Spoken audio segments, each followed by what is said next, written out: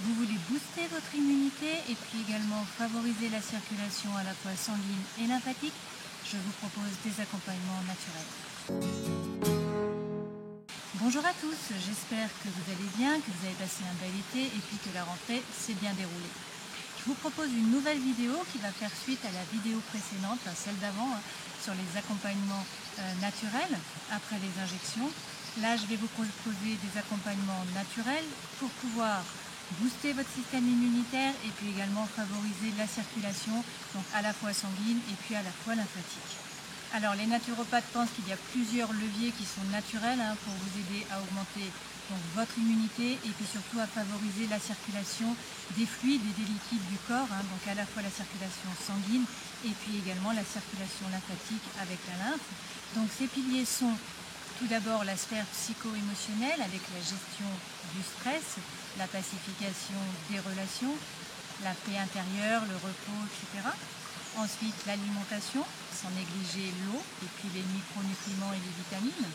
L'exercice physique, le brossage à sec et puis la capillothérapie. Allez, on commence.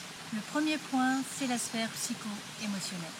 Le stress est extrêmement oxydatif et puis délétère pour vous, donc il va falloir réussir à gérer du mieux possible votre stress, à pacifier vos relations, à retrouver la paix intérieure. Pour ce faire, vous pouvez utiliser la méditation, alors commencez par 5 minutes par jour, avec Christophe André par exemple, ou Cédric Michel, je vous mettrai des liens sous la vidéo. Vous pouvez également faire de la sophrologie, de l'EFT, qui consiste à se tapoter à des endroits spécifiques. Également le MDR, qui est le mouvement des yeux. Il y a beaucoup de techniques, donc il faut trouver celle qui fonctionne pour vous. N'hésitez pas à aller voir un professionnel qui pourra vous aider. En parallèle, vous pouvez bien sûr utiliser les élixirs floraux, donc les fleurs de bac ou les fleurs du bush. Tout d'abord, si vous vous êtes fait injecter à contre-cœur, vous pouvez utiliser Crab Apple, qui est en fait le pommier sauvage. Il favorise le nettoyage. Et puis, il y a un côté purification. Si vous êtes stressé, vous pouvez prendre Sweet Chestnut, qui est donc le châtaignier. Si vous êtes fatigué, prenez olive. Et si vous êtes déprimé, prenez mustard, la moutarde. Donc, ces élixirs, vous pouvez les prendre d'une façon uniciste, c'est-à-dire seul. Vous prenez 3 gouttes le matin, 3 gouttes le soir, que vous mettez donc sous la langue, vous le laissez 1 minute en bouche et puis ensuite vous avalez. Ça a l'air de rien, ça fonctionne très bien, ça fonctionne bien sûr par résonance, par vibration. En parallèle, je vous encourage toujours à faire de la respiration. Donc choisissez la méthode qui vous convient. Vous avez la cohérence cardiaque, j'ai déjà fait une vidéo sur la cohérence cardiaque, plusieurs même. Donc reportez-vous-y, le pranayama si vous faites du yoga, la méthode Limov. Des méthodes, il y en a plusieurs. L'objectif, ça va être de réguler le système nerveux en utilisant votre diaphragme, en gonflant le ventre et en le rentrant, si possible en utilisant seulement votre nez et en fermant la bouche. Allez voir la vidéo et puis l'article si vous êtes intéressé. En tout cas, gardez à l'esprit que c'est gratuit, ça vous demande 5 minutes, 3 fois par jour.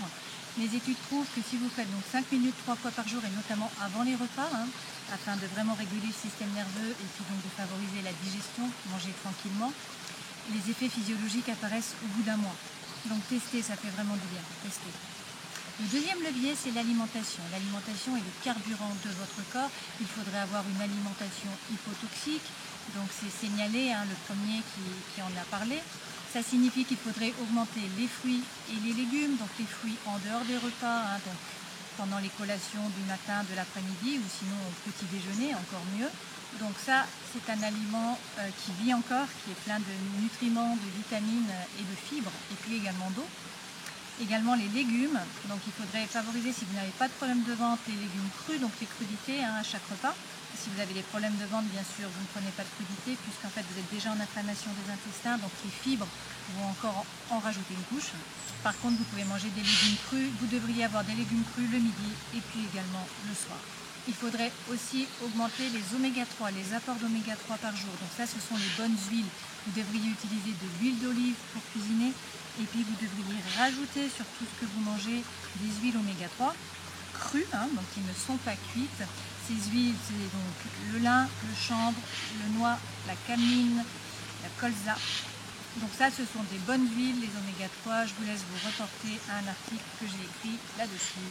Alors, gardez à l'esprit que vous devriez avoir un apport de 4 cuillères à soupe minimum par jour de ces bonnes huiles, hein. Un ratio donc entre les huiles oméga 6 et 9 de l'huile d'olive et puis oméga 3 des huiles donc de cameline, de chanvre, de lin, de noix ou de colza.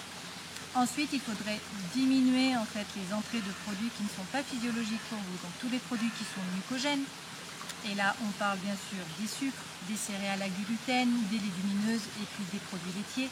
Tout ce qui est acidifiant, hein, donc ce sont les mêmes auxquels vous rajoutez le café, le thé, l'alcool, bien sûr la cigarette, le sucre, hein, donc la confiture, le chocolat.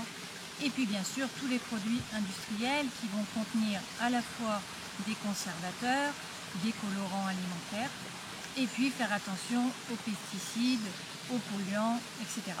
L'eau aussi est très importante. L'eau est là bien sûr pour vous hydrater, mais aussi pour vous nettoyer. Donc cette eau devrait être peu minéralisée. Vous devriez avoir moins de 120 mg de résidus secs par litre. Donc faites attention à l'eau du robinet qui est extrêmement chargée, notamment par les polluants, par les pesticides, etc. Donc à minima, utilisez les carafes Brita, les carafes U.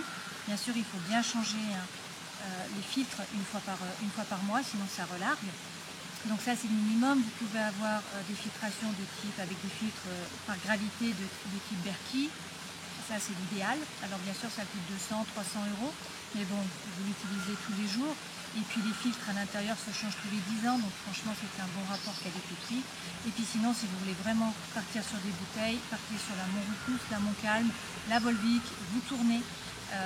Au moins vous n'aurez pas trop de minéraux, hein. L'homme est hétérotrophe, il n'est pas capable d'assimiler les minéraux qui sont dans l'eau. Donc ce n'est pas le cas avec le plasma de Quinton. Pourquoi? Parce qu'en fait cette eau a déjà été ingérée par les planctons, par les crevettes, etc. Donc en fait les minéraux qui sont contenus dedans sont chélatés et donc ils sont assimilables pour l'homme. C'est la même chose si vous mangez de l'épinard. Vous pourrez assimiler le fer parce qu'il a déjà été assimilé par l'épinard, ce qui n'est pas le cas dans l'eau normale. Donc en fait, au lieu de vous désaltérer et puis également d'aider à détoxifier votre corps, au contraire, vous rajoutez des minéraux que votre corps va devoir faire sortir et donc ça va lui demander du travail. D'accord ? Donc l'eau est vraiment très importante. Pensez à boire de l'eau pure dans la journée, de l'eau qui soit donc peu minéralisée, au mieux qu'il soit filtré, et puis bien sûr ne pas boire pendant les repas. Il faudrait boire avant le repas, peu pendant ou pas du tout, et pas après. Il ne faudrait pas boire avant 1 heure, puisqu'en fait quand vous buvez de l'eau, vous lessivez les enzymes et donc ça arrête la digestion, ou en tout cas ça l'entrave. J'ai également fait plusieurs vidéos sur l'eau, donc reportez-vous-y. Donc si votre alimentation n'est pas optimum, vous pouvez rajouter des micronutriments, donc des oligo-éléments et des vitamines. On commence avec la vitamine D, il y a 80 à 90% de la population qui en manque. Donc elle stimule le système immunitaire en produisant des peptides qui vont être antibactériens. Donc elle a des effets positifs sur le système immunitaire. Elle fonctionne mieux sur les virus que sur les bactéries. Elle prévient les maladies cardiovasculaires. Et puis elle permet de diminuer la fatigue, les infections. Les symptômes sont plus supportables lorsque vous tombez malade. Elle joue dans le syndrome des yeux secs, elle diminue les migraines. Elle augmente la mémoire non mentale, hein, donc visuelle, auditive. Et puis elle permet la prévention des rhumes, des grippes, etc. Alors il y a bien sûr une source alimentaire, hein, vous pouvez aller jusqu'à 400 UI si vous mangez beaucoup de petits poissons, donc qui sont gras. Et puis également lorsque vous vous exposez au soleil. Sachant que chez nous, donc en France, hein, il faudrait se complémenter d'octobre à mars parce que le soleil n'est pas assez important pour que nous puissions créer de la vitamine D. Les recherches montrent qu'il faudrait avoir 75 UI, donc unité internationale, par kilo de poids corporel par jour, soit environ 4500 UI pour 60 kg. Le taux optimal dans le sang serait supérieur ou égal à 50 nanogrammes par millilitre. Alors il y a 2 types de vitamine D, soit à base de l'anoline, qui est en fait une irradiation de la laine de mouton, soit alors à partir de lichen boréal. Donc là ça coûte 4 fois plus cher. Et puis ensuite, il y a soit à base d'huile d'olive qui va être raffinée, soit à base d'huile de colza. Donc vous pouvez très bien acheter le Zimad à la pharmacie, il est beaucoup moins cher que les autres, il coûte environ 3 €. C'est de l'huile d'olive qui est raffinée et puis bien sûr c'est de l'anoline. Vous pouvez aussi acheter chez Unae. Donc voilà ici celui de Unae, donc il coûte 12 €. Hein, c'est fait à base de lichen boréal et puis c'est avec de l'huile de colza. qui est un addictotox qui est vraiment très bon. Vous pouvez aussi acheter des plantes en magasin bio. Alors, ce qu'il faut comprendre, c'est que pour calculer le nombre de gouttes dont vous aurez besoin, ça dépend du produit que vous achetez. Si vous partez sur le Zimad, une goutte est égale à 200 UI. Si vous partez sur la vitamine D de chez Unae, une goutte est égale à 500 UI. Si vous achetez du Déplant, vous pouvez acheter du 1000 ou du 2000. Donc, en fait, il va falloir faire votre poids que vous multipliez par 75 UI. Et en fait, vous allez diviser le résultat par le montant d'une goutte du produit que vous prenez. D'accord? Donc, si vous prenez la vitamine D de chez Unae, vous divisez par 500 UI. Si vous prenez le Zimad, vous divisez par 200 UI. Et ça va vous donner le nombre de gouttes à prendre par jour. Ces gouttes, vous les prenez au minima d'octobre à mars. Ensuite, on peut parler de la vitamine C, donc environ 30% de la population en manquerait. Il faut compter environ 500 à 1000 mg par jour. Donc vous pouvez très bien prendre une cuillère doseuse le matin et puis une le soir, ça dépend comment vous vous sentez, ou en prendre une seule par jour. C'est un stimulant du système immunitaire et puis également un antioxydant, la vitamine C. Donc ça pourrait jouer contre le développement et ou la sévérité de la maladie Covid-19. En plus, ça va diminuer le stress, l'anxiété, la fatigue, l'hypertension, les niveaux d'acide urique et ça améliore la glycémie chez les personnes diabétiques, entre autres. Donc vous pouvez la prendre en poudre, c'est moins cher. La forme liposomale, moi je ne suis pas pour. Vous pouvez l'acheter chez Nutrivita. Donc il y a un code promo pour Nutrivita, c'est un laboratoire qui est français que vous trouvez sur internet. Je vous mets le code promo, ça vous fait 5 € de moins lors de la première commande. Il y a également la vitamine B6 et B9. Donc il y a 50% environ de la population qui est déficitaire. Ces deux vitamines pourraient contribuer à prévenir les formes graves de Covid-19. Et puis également, ça jouerait sur les risques, ça diminuerait les risques d'AVC et notamment de type hémorragique. Il y a également le zinc. Le zinc, 80% de la population serait déficitaire. Il faudrait prendre environ 15 mg par jour. Cela baisserait la sévérité de la maladie chez les personnes notamment à risque. Ça diminue les phénomènes inflammatoires et douloureux. Ça diminue aussi les niveaux de triglycérides et de cholestérol dans le sang. Et ça protège contre la dépression. Alors moi je préfère vous conseiller de prendre un multivitamine. Pourquoi? Parce qu'il y a des antagonismes entre les différentes vitamines, entre les différents oligo-éléments. Donc c'est toujours mieux pour moi de prendre un bon multivitamine. Le meilleur multivitamine pour moi c'est celui de chez Unae, Essentiel. Bien sûr il est à 41 €. Il faudrait quand même rajouter, si vous prenez le magnésium, ne pas hésiter à faire une cure de temps en temps, prendre 450 mg, bien sûr du bisglycinate de magnésium. Celui de chez Unae est très bon, celui de chez Nutrivita aussi, il ne faut pas hésiter. Chez Unae c'est environ 21 €, chez Nutrivita c'est 19 € le magnésium. Et puis toujours rajouter de la vitamine D parce que dans un bon multivitamine, vous ne pouvez pas avoir le magnésium et la vitamine D, ça sera toujours en plus, d'accord? Donc ce multivitamine là est très intéressant. Bien sûr, il coûte 41 €, donc tout le monde ne peut pas se le permettre et puis vous ne pouvez pas le prendre forcément tous les mois. Dans ce cas-là, je vous propose d'acheter plutôt chez Nutrivita la vitamine C en poudre et puis également le 5. Donc, je vous mets un bon de réduction de 5 € sur votre première commande si vous prenez chez Nutrivita. Pour la vitamine D, si vous commandez chez Unae le multivitamine essentiel, il vous offre en fait un flacon de vitamine D qui coûte normalement 12 €. Donc ça vous permet d'avoir votre complément. Dans ce cas-là, vous divisez par 500, c'est le montant d'une goutte.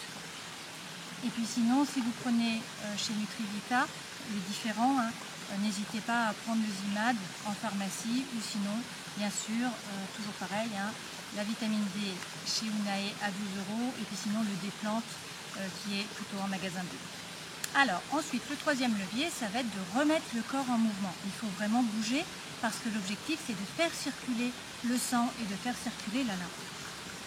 Pour faire circuler le sang, il faut se remettre à la marche, par exemple. Donc 10 minutes de marche après les repas, c'est le minimum et c'est vraiment intéressant parce qu'en plus, ça va dévier l'insuline, la faire partir dans les quadriceps. Donc en fait, vous ne prendrez pas de graisse déjà et puis surtout, ça vous fait marcher et ça remet en circulation. Vous pouvez également pratiquer des sports qui soient énergétiques, tels que le yoga, le tai chi et le qigong. Donc ça permet de remettre le corps en mouvement, de faire circuler l'énergie, de mobiliser aussi les muscles, les articulations, la lymphe, et puis d'assouplir bien sûr les articulations. Donc pensez au mouvement, il faut bouger tous les jours. Plus spécifiquement, pour faire circuler, vous pouvez utiliser aussi la brosse, donc faire le brossage à sec avec ce type de brosse. J'ai aussi fait une vidéo sur le brossage à sec, donc reportez-vous-y pour voir. Ça prend 3 minutes par jour, c'est rien du tout, ça coûte pas d'argent, ça fait du bien, il ne faut pas hésiter. Donc, ça va permettre d'activer la circulation de la lymphe, donc d'amener la réponse immunitaire, de faire circuler les hormones et puis les nutriments, et également d'éliminer les déchets, parce que dans la lymphe, il y a des déchets. L'objectif, c'est donc de déloger les toxines en appuyant sur la peau, en les emmenant, en les envoyant dans les ganglions lymphatiques, et puis ensuite la lymphe qui remonte des pieds va venir se jeter là sous les clavicules, dans le sang, et ensuite c'est le foie qui va traiter ces déchets. Donc brossez-vous, ça ne prend pas beaucoup de temps, ça permet de faire circuler le sang, ça permet de faire circuler la lymphe, et puis ça va exfolier votre peau, donc vous aurez une peau qui sera déjà mieux nourrie, parce que ça va faire remonter les oméga 3, et puis aussi qui sera exfoliée, donc qui sera plus jolie, qui va mieux prendre le soleil, qui restera bronzée plus longtemps, qui sera plus souple. Ensuite, le dernier levier dans cette vidéo aujourd'hui, c'est la capillothérapie. Donc j'aimerais vraiment vous parler de cette technique qui a été inventée d'abord par Salmanov, et puis après Gardel en a reparlé avec la mécanique des fluides. Alors, qu'est-ce que les capillaires déjà C'est un réseau de 62 000 m², d'une longueur de 100 000 km, et c'est plus fin que les cheveux. Mais ce sont les éléments actifs de la circulation sanguine, de par les mouvements d'eau à travers les parois, et puis aussi de la circulation de type systolique. Ils seraient donc comme des micro-cœurs avec 2 compartiments, un compartiment artériel, un veineux, et puis les valvules qui correspondent. 80% de la circulation passe par les capillaires pour irriguer les cellules, les organes et puis les tissus. Au fil des ans, les capillaires se bouchent, le débit du sang se ralentit, provoquant à la fois un manque d'oxygène et puis un manque d'apport en nutriments. Et puis aussi, les déchets sont moins bien enlevés du coup. Et donc, la mort cellulaire et puis le vieillissement du corps. Vers 60 ans, on pense que seuls 30 à 40% des capillaires fonctionneraient encore. Alors, cela ne se voit pas forcément, ça va commencer par avoir froid aux extrémités, donc les mains, les pieds. Et puis, donc c'est sous-jacent, ça ne se voit pas. Et puis, au fur et à mesure, c'est les vaisseaux plus gros qui vont commencer à se boucher. Et donc, ces stases dans les capillaires seraient responsables notamment des maladies saisonnières. Donc, l'objectif, c'est de remettre en mouvement la circulation sanguine, parce que ces capillaires ne sont pas morts, on peut en fait les refaire travailler. Alors, comment améliorer la circulation sanguine? Tout simplement par des procédés d'hydrothérapie, c'est-à-dire en utilisant l'eau. Donc une fois de plus, c'est gratuit et vous pouvez le faire vous-même, vous n'avez besoin de personne d'autre. On parle ici d'enveloppement, par exemple du thorax avec du chaud, également des bains, également des pédiluves, donc des bains de pieds, les bains de mains et d'avant-bras. On parle des bouillottes à mettre notamment sur le foie. On parle des vessies de glace qu'on va mettre à différents endroits du corps. Les vessies, vous pouvez les acheter en pharmacie, vous les remplissez avec des glaçons en fait. Donc ça n'a l'air de rien, c'est Salmanov qui a été le premier à mettre au point les bains, et puis donc à les tester sur de nombreux malades. Donc ce sont les bains hyperthermiques de Salmanov. Lui, il utilisait de l'huile de pin, donc de la térébenthine. Et donc vous pouvez faire des bains qu'on appelle blancs, donc si vous avez de l'hypotension, des bains jaunes si vous avez de l'hypertension, et puis du mixte. Mélangez les deux produits si vous n'avez pas de problème de tension. Ces bains vont permettre l'ouverture et la dilatation des capillaires et des vaisseaux sanguins, et du coup donc une meilleure circulation. Donc n'hésitez pas à acheter le petit livre L'hydrothérapie chez vous, la médecine des capillaires de Michel Donia. Donc Michel Donia, c'est en fait un journaliste qui travaille dans le milieu du médical et surtout de la santé naturelle. Ce petit livre coûte 13 €. Il est très pragmatique et pratique. Vous pouvez vous y reporter, donc à la fois pour faire les bains et puis à la fois pour faire le chaud-froid. Donc là, qui vient de la mécanique des fluides de Gardel. Donc tout simplement, le froid a une action centripète, donc ça va ramener le sang à l'intérieur du corps et les déchets également, alors que le chaud a une action centrifuge et ça va faire sortir à l'extérieur du corps. Donc on va utiliser le chaud et le froid pour faire des mouvements, pour améliorer la circulation en fait, la circulation sanguine dans le corps. Donc par exemple, si vous avez une otite, vous allez mettre un gant de toilette chaud sur l'oreille que vous allez changer toutes les 3 minutes pour que ça soit extrêmement chaud. Et par contre, vous allez mettre une vessie de glace sur le cou. Ou encore, si vous avez une capsulite, donc mal à l'épaule, vous allez mettre du froid sur l'épaule, mais en même temps, vous allez mettre une bouillotte chaude sur le froid. D'accord? Donc, vous pouvez utiliser à la fois le chaud-froid en même temps. Vous pouvez aussi tout simplement mettre une bouillotte sur le froid après les repas pendant 20 minutes au moins. Vous pouvez aussi mettre des serviettes qui ont été donc trempées dans de l'eau chaude, des serviettes en coton que vous essorez, que vous mettez donc sur votre abdomen et par-dessus vous mettez la bouillotte chaude pour que ça reste chaud.